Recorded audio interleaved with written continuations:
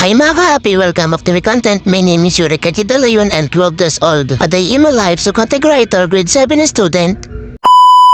For today's video, may gagawin niya pala akong kalokohan today. Hindi ko nga alam kung anong pumasok sa isip ko. Pero yung gagawin ko ngayon, inapanood ko rin dati. Matagal ko na gustong gawin yun kasi nakapanood ko na sa sarapan sila pero ngayon ka lang nagawa yun. Pero okay na yun kasi magagawa ko na rin sa wakas. Pinahilot ko nga muna yung mantika bago ko magawa yung gusto kong gawin. Pagkatapos ko na mapurito, nilagyan ko naman ng cheese, mosaka. Char!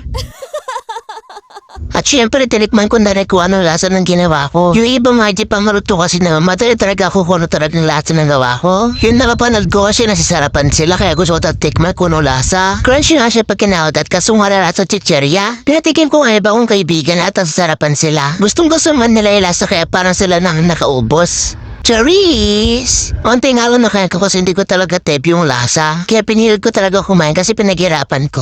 Ay! Ganun ba talaga yun? Sarap na sarap nga sila sa ginawa ko pero di ako nasasarapan. Pag-uubos naman ay lumaulit ako. Sinikol na nga nagbibideo sa akin pero ako nag-video kanina yung unang gawa ko na ganyan. Pag inagas mo ngayon sa mainit na mantika ay parang buratin na color right. Utulat nga ako natutarasi ka na mantika. Pagkatapos ka naman maluto lahat ay pinagsama ko naman sa kawali.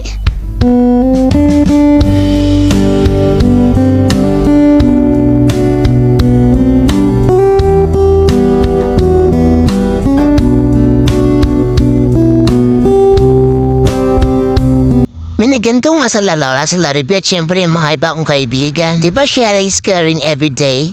Uy, nag-English pa si auntie nyo. Tititigan niya daw muna yung pagkain bago niya kunin baka daw may lason eh. Therese! At syempre, ganahin na namin yung ginawa ko. Tamo yung ginawa kong kalokohan na gustuhan pa ng ibang tao. Mabilis nga lang maubos yung ginawa ko kasi matami-dami rin kami kumain. Yung natirahan ni Lola binigyan niya kaysa yung natirahan naman niya sa binigyan niya sa akin. Kinain naman namin ni Nicole. At syempre, pag-ubos ko naman na pagkain na kumanirag kami na tanghalian. Mas inang ako pang magkumuhan ng kalokohan kaysa kumain tanghalian. Therese! Hanggang dito na lang po mga ka-happy. Bye-bye! Maghintay na lang kayo sa next kong vlog kung gusto niyo panoorin.